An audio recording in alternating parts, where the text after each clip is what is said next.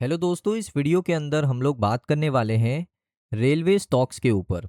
अब railway stocks के अंदर आप देख सकते हो कि आज के सेशन में आपको 3% का रैली यहाँ पर देखने को मिला और उसके पीछे भी एक कारण है। वो कारण भी मैं आपको बताऊंगा। लेकिन सबसे पहले आप देख सकते हो कि आज के सेशन में जो सबसे अच्छा परफॉर्म करने वाला शेयर है वो है आयरकॉन इंटरनेशनल। इसने लगभग 3.28% का जंप आपको देखने को मिला। 126 रुपये पे करंटली ट्रेड कर रहा है। सेकंड स्टॉक कौन सा है? सेकंड स्टॉक आपका रहेगा IRFC। 1.43% ऊपर है, 86 रुपीज़ पे काम कर रहा है। तीसरा स्टॉक आपका रहेगा यहाँ पर जिसने अच्छा परफॉर्म किया, RVNL। RVNL 228 रुपये पे ट्रेड कर रहा है। 2.13% आपको ऊपर देखने को मिला है। तो RVNL ने भी अच्छा परफॉर्म किया। उसके बाद अगर आप देखोगे आपको देखने को मिलेगा टेक्स मैको रेल 105 रुपये पे करीबन ट्रेड कर रहा है। 2.88% की यहाँ पर तेज़ी आपको देखने को मिली है।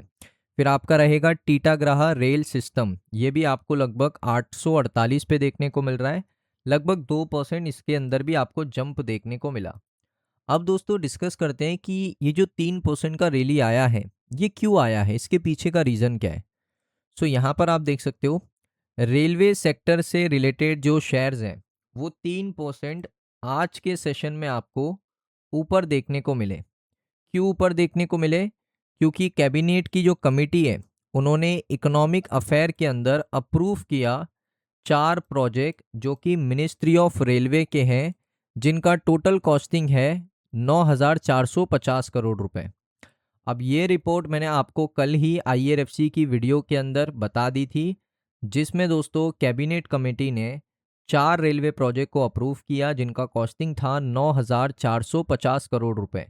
अब ये खबर के बाद जो शेयर का रिएक्शन है वो आपको आज के सेशन में देखने को मिला, क्योंकि ये खबर मार्केट क्लोज होने के बाद आई थी। तो मार्केट क्लोज होने के बाद आई तो उसका रिएक्शन आज के सेशन में आपको रेलवे रिलेटेड शेयर्स के अंदर देखने को मिला है। तो इसलिए मैं कहता हूँ कि न्यूज़ को देखना भी ज़रूरी होता है, क्योंकि इससे भी दोस्तों क्या होता है ना, एक सेंटीमेंट क्रिएट होता है कि सरकार अच्छा काम कर रही है, सरकार बड़े प्रोजेक्ट्स को अप्रूव कर रही है, तो इससे भी रेलवे रिलेटेड स्टॉक्स के अंदर आपको जंप देखने को मिलता है और आज के सेशन में आपको देखने को मिला है। तो ये तो पहला अपडेट हो गया। अब डिस्कस करेंगे कि IRFC के ऊपर। IRFC का जो एनुअल जनरल मीटिंग होने वाला है वो मैं आपको डेट बता देता हूँ। सबसे पहले 25 अगस्त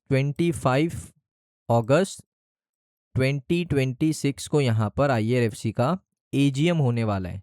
अब AGM के अंदर क्या नया डिविडेंड आपको मिलेगा, नया डिविडेंड आपको मिलेगा या नहीं, मैं आपको बताऊंगा।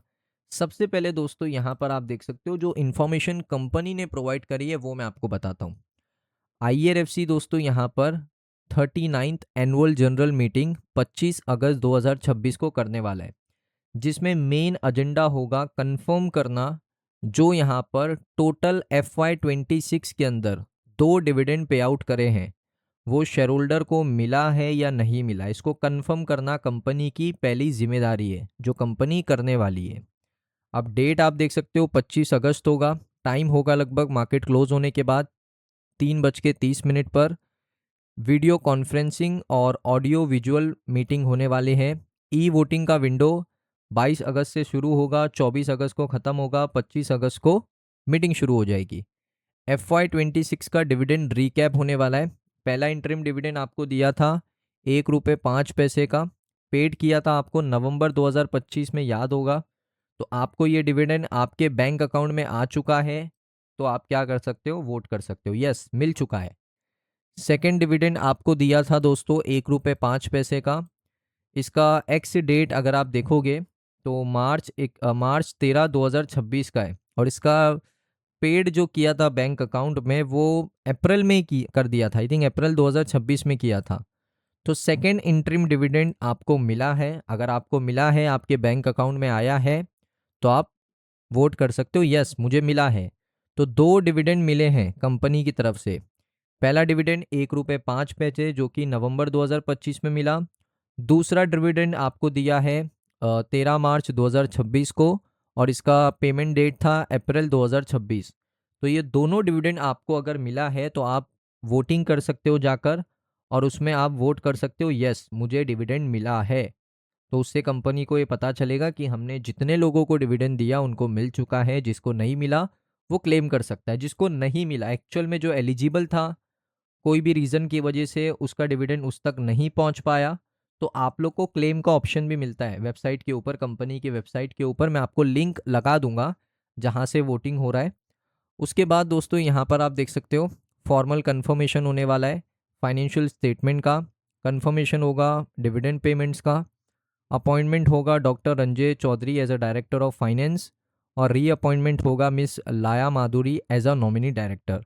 तो ये सारे डिसीजन कंपनी एजीएम के अंदर लेने वाली है। अब आपका सवाल होगा कि नया डिविडेंड क्या कंपनी अनाउंस कर सकती है?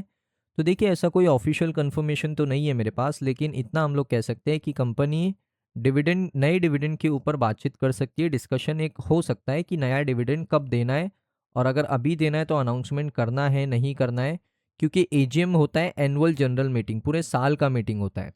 तो इसमें नेक्स्ट ईयर के लिए बहुत सारी चीज़ें कंपनी की प्लानिंग में होगी, प्लॉटिंग में होगी, वो भी चीज़ मैं आपको बताऊंगा। 25 अगस्त को एक स्पेशल वीडियो करेंगे आईआरएफसी के एजीएम के ऊपर। तो मैं तो ओपन हूँ कि नया डिविडेंड भी मिल सकता है, बट कंफर्मेशन कुछ भी नहीं है। पहले पुराने डिविडेंड का कंफर्मेशन लेगी कंपनी, उसके बाद एक डिस्कशन का अगर पॉइंट होता है तो डेफिनेटली उसके ऊपर डिस्कस कंपनी कर सकती है। बट कोई कंफर्मेशन अभी तक नहीं है कि कोई नया डिविडेंड अनाउंस होगा। वैसे मुझे लगता है कि क्वार्टर 2 में तो आईआरएफसी डेफिनेटली आपको एक डिविडेंड प्रोवाइड कर सकती है। अब दोस्तों बात करेंगे टेक्निकल एनालिसिस के ऊपर। जो हमने वीकली चार्ट्स चूज़ किया है, वीकली चार्ट चूज़ करने का बड़ा सिंपल सा रीज़न है दोस्तों, कि वीकली चार्ट्स में हमें थोड़ा लॉन्गर ड्यूरेशन का प्राइस का डायरेक्शन मिलता है, प्राइस का बिहेवियर मिलता है कि प्राइस किस तरीके से परफॉर्म कर रहा है मार्केट में। अभी अगर आपको मैं पूछूंगा कि आईआरएफसी का ट्रेंड क्या है, आप कहोगे नेगेटिव है, बियरिश है। अगर मैं आपको यही बात पूछता लगभग 76 रुपीज़ पे जब भाव था इसका 2023 में, मैं आपको पूछता दिसंबर में, मैं आपको पूछता कि 4 दिसंबर 2023 में आईआरएफसी का ट्रेंड क्या है, तो आप लोग कहते बुलिश है। तो ऐसा अभी क्या हो गया? देखिए, हमेशा क्या होता है ना मार्केट में, मार्केट्स में लेवल ही काम करते हैं। अगर लेवल पे आप काम नहीं करोगे, आपको लॉस होने का चांस सबसे ज़्यादा होता है। तो लेवल मैंने निकाल के रखा है मेरे लिए। दो बाइंग लेवल है। एक मेरे लिए लेवल है 75, जहाँ से एक अच्छी बाइंग हो सकती है दोबारा से, क्योंकि पहले भी हुई है, इस वजह से दोबारा भी हो सकती है। क्योंकि मुझे अगर प्राइस का बिहेवियर पता करना है तो मुझे पास्ट के पुराने डेटा को देखना पड़ेगा, और वो डेटा मुझे बता रहा है कि भाई 75 इज़ द बाइंग लेवल। और ऐसा नहीं है कि मार्केट में हमेशा ये नहीं होता है कि मैंने बोल दिया 75 रुपये का बाइंग लेवल है तो वही बाइंग लेवल है। ऐसा भी हो सकता है कि मार्केट गिर जाए, यहाँ से सपोर्ट तोड़ के गिर जाए, ऐसा भी हो सकता है। ऐसा भी हो सकता है यहाँ से रिकवर कर जाए फिर गिर जाए, ऐसा भी हो सकता, कुछ भी हो सकता है। मार्केट, कोई आपको नहीं बता सकता है एक्यूरेट कि मार्केट में क्या हो सकता है। जो आपको ये कह रहा है कि मुझे पता है क्या हो सकता है, वो बेवकूफ़ बना रहा है। मैं तो कहता हूँ कि किसी को कुछ नहीं पता। हमारा काम है सही लेवल्स निकालना, सही डायरेक्शन देखना, ट्रेंड को फॉलो करना, बस इतना ही हम लोग कर सकते हैं। उसके बाद मार्केट पे छोड़ना पड़ता है, शेयर के प्राइस पे छोड़ना पड़ता है। उसके बाद हमारे हाथ में कुछ है नहीं। अब देखिए, इंपॉर्टेंट चीज़ क्या है ना, कि लेवल तो हमें पता है कि 75 एक बाइंग लेवल है। उसके बाद भी एक सपोर्ट की तरह लेवल है जो रहेगा 65। तो दो लेवल है, 75 और 65।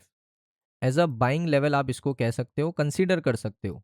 कोई बाय सेल का रिकमेंडेशन नहीं है, बट लेवल मैं आपको बता रहा हूँ कि यहाँ से पहले भी दोबारा बाइंग हुई थी, यहाँ पर भी हो सकती है, हो सकती है, होगी नहीं, कंफर्मेशन कुछ नहीं है, किसी को कुछ नहीं पता।